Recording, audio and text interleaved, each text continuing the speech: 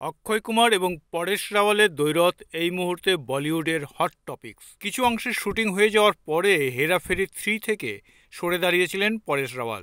তিনি স্পষ্ট জানিয়ে দিয়েছেন তিনি আর এই ছবির অংশ হতে চান না। তাতেই বেজায় চটে যান ছবির অভিনেতা তথা প্রযোজক অক্ষয় কুমার। পরেশের বিরুদ্ধে 25 কোটির মামলা দায়ের করেন অক্ষয়ের প্রযোজনা সংস্থা। শোনা গিয়েছিল পরেশ নাকি সুদ সমেত সমস্ত টাকা ফেরতও পাঠিয়েছেন।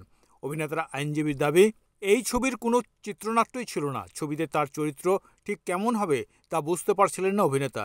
সেই জন্যই এই সিদ্ধান্ত নিতে বাধ্য হয়েছেন। সূত্রের খবর, পরেশ যে টাকা নিয়েছিলেন সিনেমা থেকে সরে দাঁড়ানোর পরে 15% সুদসহ সমস্ত টাকা ফেরত দিয়েছেন। শুধু তাই নয়, মাঝপথে সিনেমা থেকে সরে আসায় সুদ ছাড়াও পরেশ বাড়তি খানিকটা টাকা দিয়েছেন বলেও শোনা যাচ্ছে। সব মিলিয়ে প্রায় 15 কোটি টাকা গচ্চা দিয়ে তবেই পরেশ এই বিষয়টি থেকে নিষ্কৃতি পান।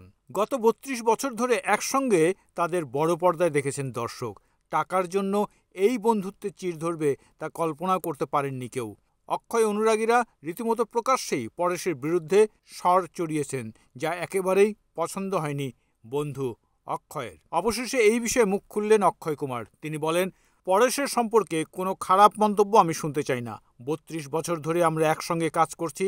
পরেশ আমার খুব ভালো বন্ধু, প্রতিভাবান অভিনেতা, সুতরাং ওর সম্পর্কে আমি কোনো মন্তব্য করতে চাই না।